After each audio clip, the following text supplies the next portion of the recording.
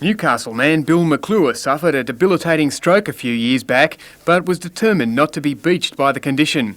As therapy, he built a scaled-down version of a prawn trawler, which he now plans to cruise to the Barrier Reef. He's called the boat White Gates, an old name for the suburb of Wallsend from where Bill spent much of his life toiling toward his dream.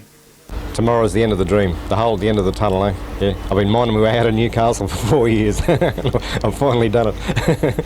Just Tin Can Bay first stop and then all stations north, yeah, up and down the coast.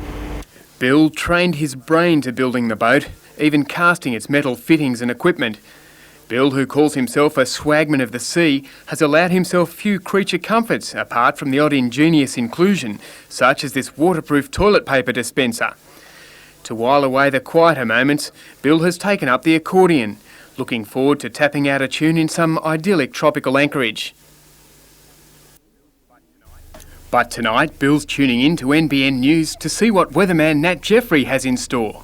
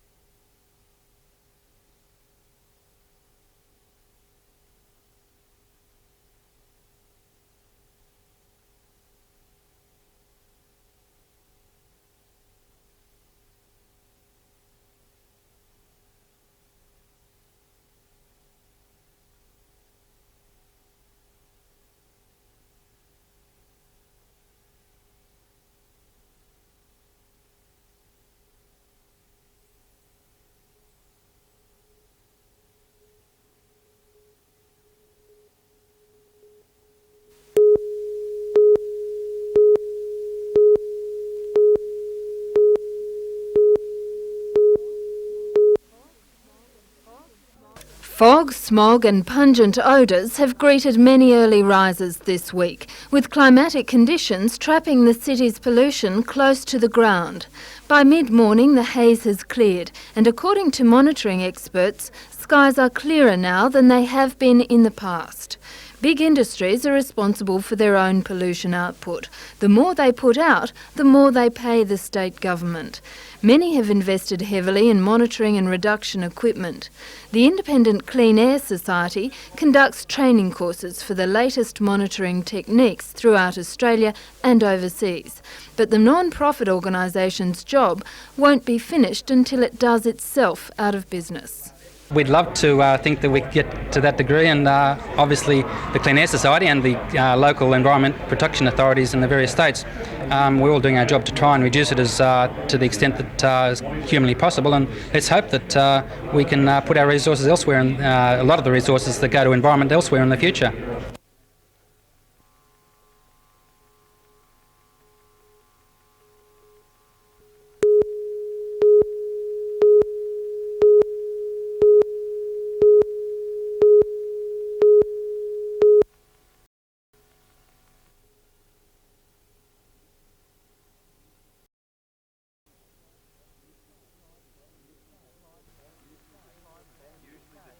Usually the time of enemy attack, First Light saw a small but proud group of diggers gather in Taree.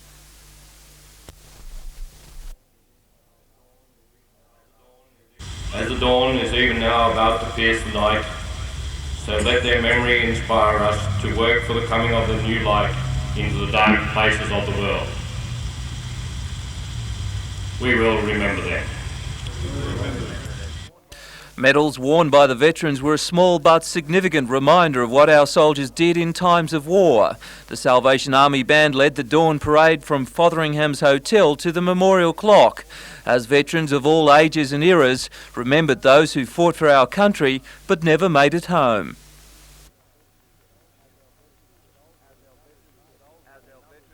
As our veterans get older and the numbers marching fall, the spirit of the Anzac legend lives on as a selfless service of devotion to duty. Further up the coast in Coffs Harbour, crowds lined the streets to cheer those whose courageous spirits soldier on. Norm Cooper, the oldest surviving World War I veteran, led the parade through the streets of Coffs Harbour. Norm was joined by fellow veterans and their family members, as well as representatives from the Army, Air Force and Navy and the Guide and Scouting movement. Coming to a halt in the Coffs Harbour city centre, wreaths were laid in memory of the fallen. Children prayed for the safety and happiness of soldiers of both the past and the present. Almighty God, watch over all those serving in the armed forces and those who still suffer disabilities through sickness or injuries sustained in war. After the service, the crowd disbanded, many heading for local RSL clubs for a beer, a chance to catch up with some mates, and the odd game of two-up.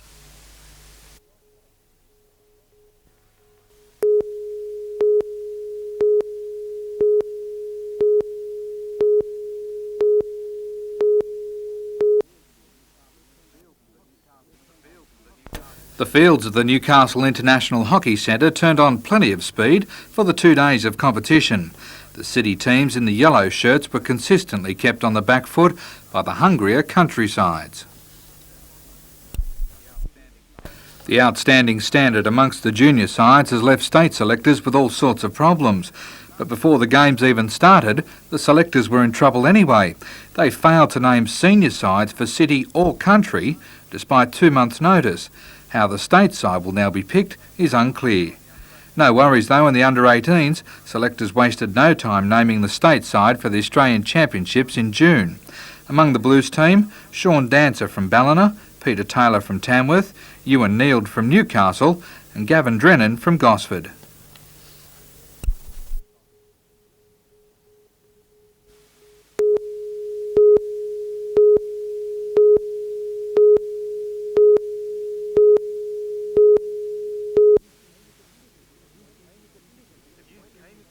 The news came as a bitter disappointment to students who'd been lobbying intensively to see the station built.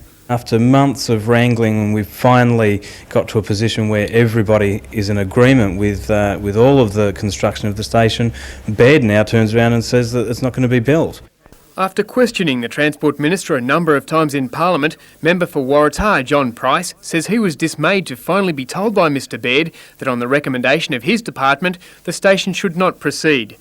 Doubts were cast on the results of a transport study commissioned by the government after feasibility studies and surveys were carried out by both university engineers and the Hunter Valley Research Foundation. The problem we see now is that Bruce Baird has pulled it on the basis of this report, and we know fully well that the report is no good. It's commissioned to a $2 shelf company, which is a question on its credibility in the first place.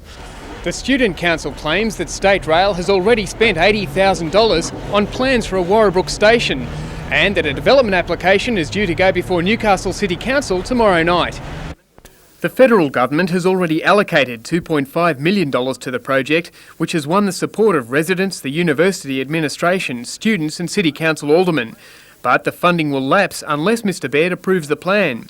Alderman John Sutton and the Students' Association are convinced the state government is out to deliberately derail the plan. We believe that Baird is saying no to building the station at the university because that enhances the argument for keeping the line at Newcastle. And we all know that the state government wants to see the tracks end at Civic.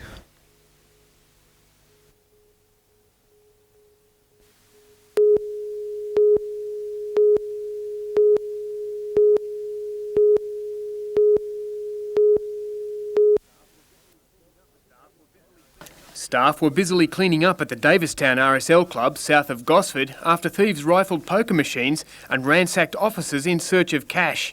They've obviously cased the place before they've hit it, and they were probably in and out in maybe 10 minutes.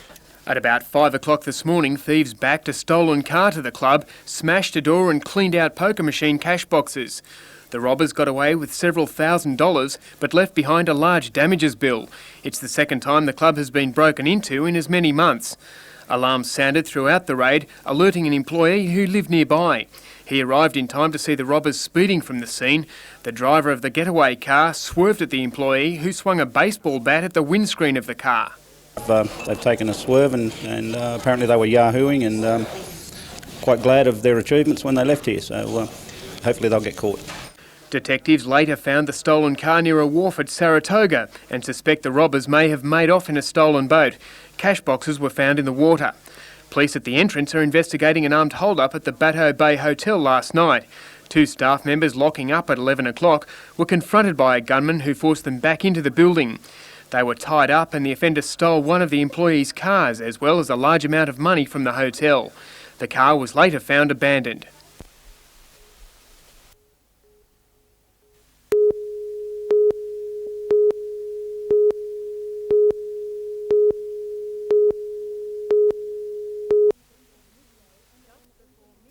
Just before midday, a man entered the Commonwealth Bank demanding cash. He approached the teller who was serving customers at the bank and demanded money from the bank by using a shortened firearm. Staff complied, handing over an undisclosed amount of money. The man was last seen running down the main street. Locals in the small coalfields town were disturbed by the armed hold-up. We were very shocked actually, because normally it's just a quiet little town and you don't ever have anything like this. The thief is described as a man in his 30s, about 185 centimetres tall, of fair complexion and dark hair in a crew cut. He was wearing a brown top, blue jeans and thongs. Police have called on anyone with information regarding the incident. Knock Police. Jane Anderson, NBN News.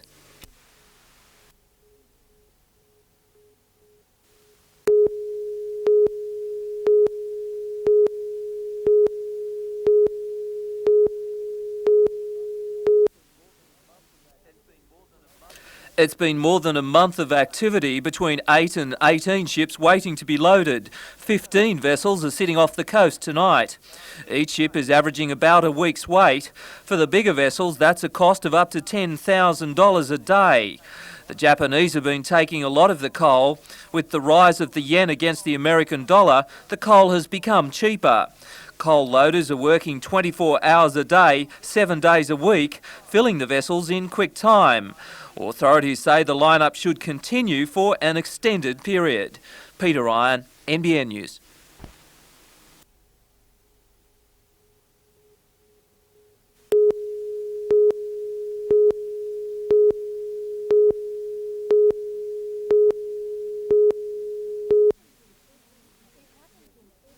It happens in every suburb, in every town, in every city across the land, usually behind closed doors. Nearly always the victims are women and the perpetrators their male companions.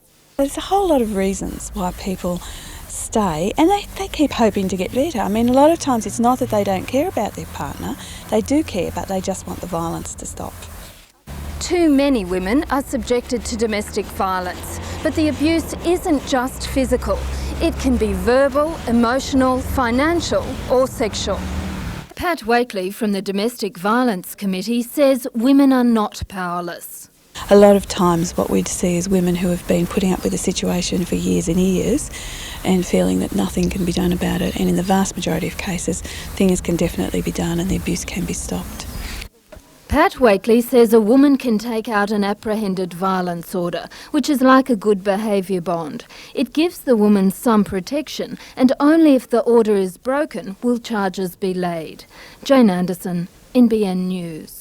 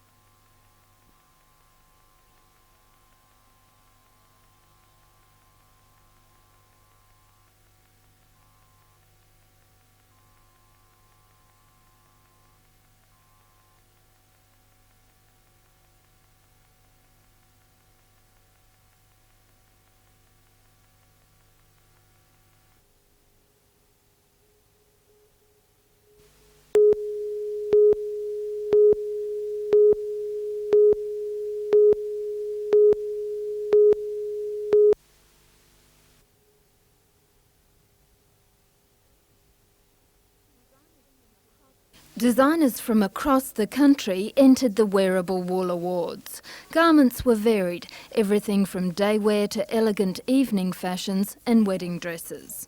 Every garment has to have a 60% wool content.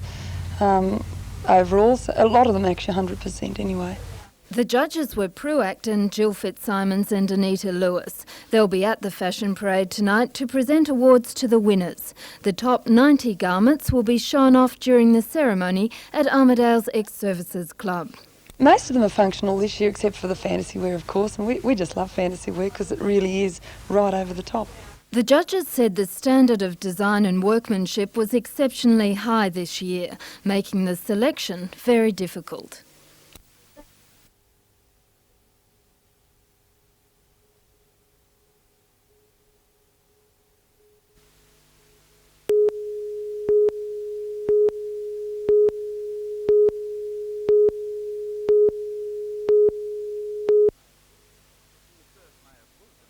The surf may have looked a mess, but these riders were still able to dress it up. The Moray Boogie International has been able to attract some of the world's best bodyboarders to Redhead Beach. California's Jay Reel is ranked number 2 in the United States, but was upstaged by Foster's Shane Chalker. Chalker convincingly beat the American, forcing him to fight through the repechage rounds. I couldn't see what the other guy was doing out there, but I felt like I did the best I could for the conditions. All eyes, though, were on new Australian champion, 17-year-old Ben Holland from Terrigal. Holland showed the good form that won him the title is still well and truly with him.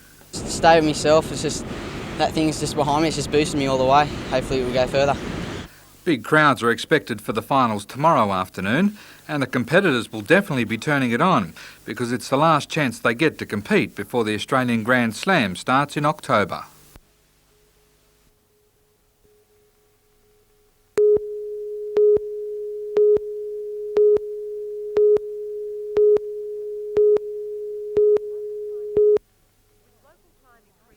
With local crime increasing and community concern heightening as a result, Newcastle Police, led by Detective Senior Sergeant Vince Fallons, recently conducted Operation Powder Puff. Its aim to determine the level of crime in the area and those responsible. We saturated the area with these police, including detectives, general duties, acts investigation, water police, to assist us to locate the persons who have actually been described to us and who may be committing this crime. Investigations initially focused on drug activity, but provided leads to other reported crimes, including car stealing and malicious damage. 32 arrests were made, 115 charges laid. Beach theft was a major concern. We were given certain descriptions of suspects for beach stealings. Again, we're out looking for these people.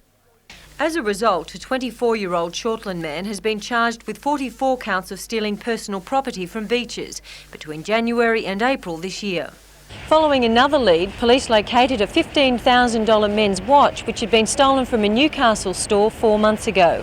From there, they identified a suspect and subsequently arrested and charged a 22-year-old Newcastle man. That same man was then linked with the theft of $42,000 worth of jewellery from a Central Coast store 12 months ago. Detective Fallon says the operation has been a success and will be repeated.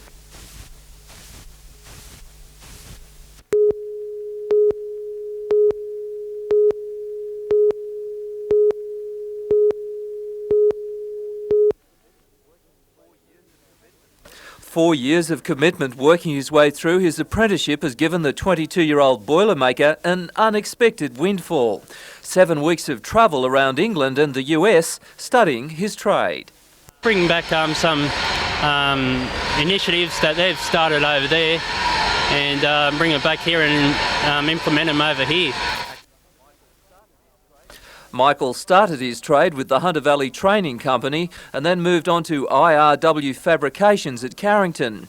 The Big Brother movement, which was set up in 1925, originally brought migrants in from Britain. Now they're sponsoring scholarships back to the UK. The trip is Michael's first overseas. Just to make sure everything works out, he's taking his mum with him. Peter Ryan, NBN News.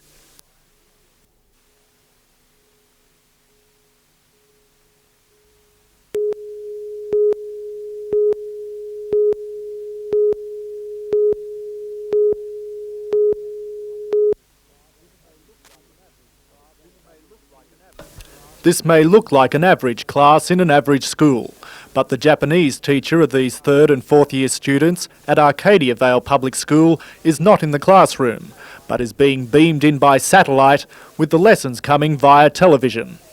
Carefully, and I'll say it for you again and then see if you can say it. Shizuka ni shite kudasai. The Talkback TV project is being produced by a group of private companies and the Department of Education.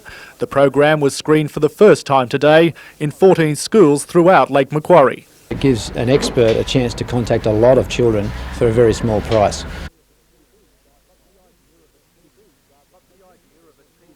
But the idea of a TV rather than a teacher doing the talking is taking a little getting used to.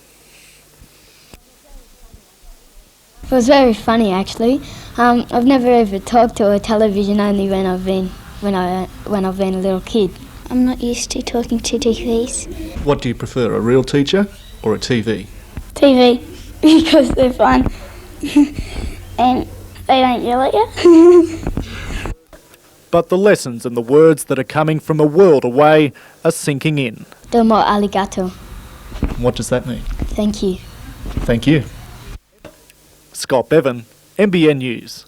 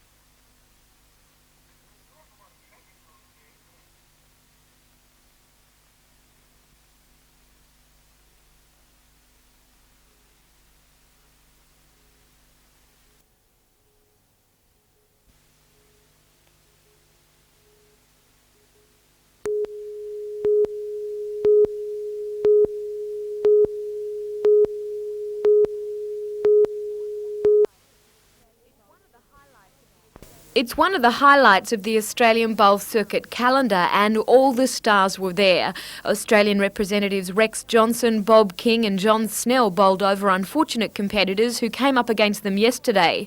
In all, 24 invitees from across the nation converged on Lake Cat-Eye for the 12th annual tournament on the Australian Bowl Circuit since its inception in 1981. And what was especially pleasing to the organisers was the number of younger players taking part. More than half of the bowlers were under the age of 40. Spectators are also starting to return to the game, with up to 300 people attending the club today. The high standard of bowls is expected to go through the roof tomorrow as the four battle it out for the crown.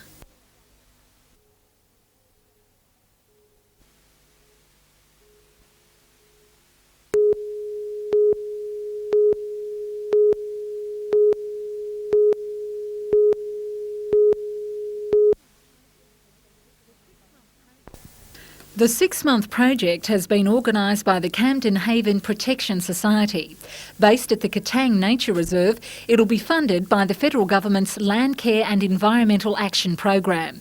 15 young, previously unemployed people from the Hastings area will have the job of rehabilitating the vegetation. It's hoped they'll not only acquire new skills, but gain practical experience in land care and environmental management. And the project has added benefits. The work undertaken will help preserve the area for future generations. Young people wanting to participate need to be aged between 15 and 20 and be registered with the CES.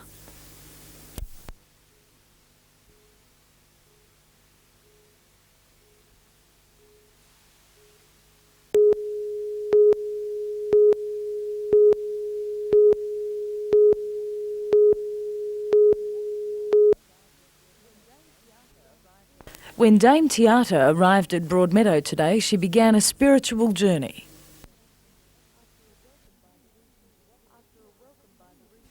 After a welcome by the region's Awabakal tribe, the Queen was escorted through a purification ritual. Walking past a fire prepared specially to strengthen and cleanse the guests, the Queen stepped through the smoke onto sacred ground.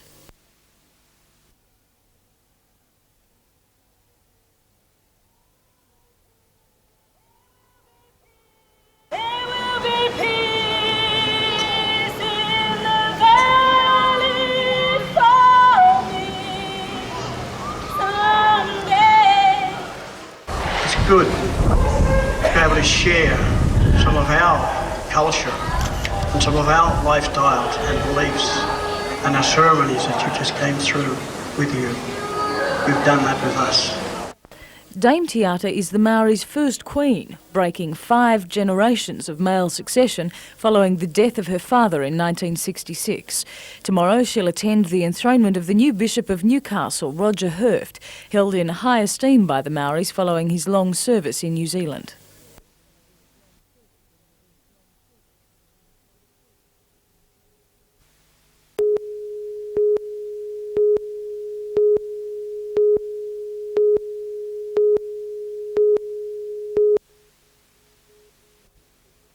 Mrs Cooper's family rallied around her today. Last night, the 86-year-old pensioner had been at home just outside Cessnock in the Hunter Valley with her eldest daughter.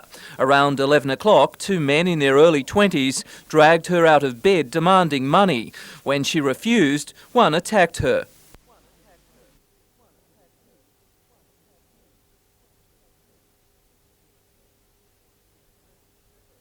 Mrs Cooper needed 11 stitches in her hand. It's believed the men broke into the house through a side window. After the attack, they cut the phone line and searched the house for money, escaping with Mrs Cooper's fortnightly pension. This is the 4th attack on Mrs Cooper in the last 5 months. She believes it's the same people each time. As the intruders left last night, they warned they would be back. The family has been stunned by such cowardly attacks on an elderly woman. Something should be done. It should be taken very serious, and something should be done, and done now. Police are investigating the attack, questioning several suspects. They've warned everyone in the Cessnock region to be wary and report anything suspicious. Peter Ryan, NBN News.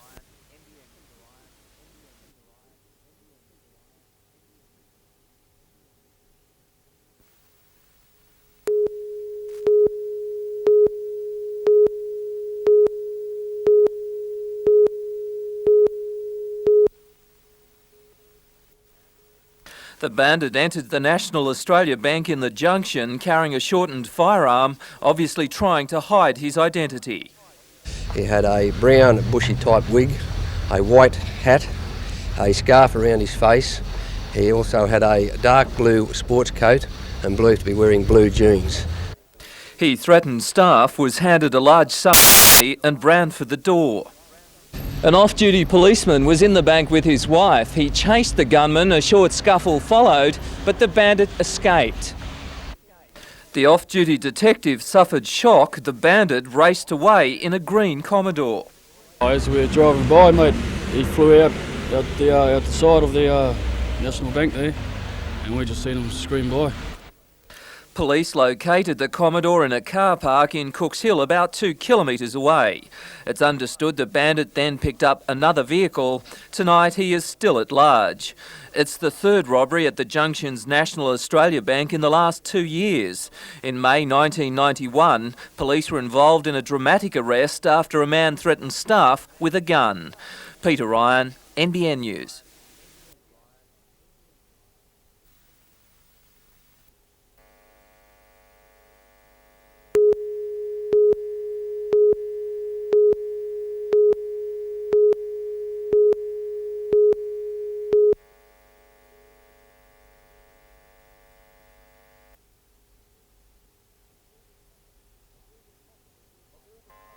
Of all the possible midlife career changes, going from tapping keyboards to pulling beer taps must be one of the more extreme paths to take.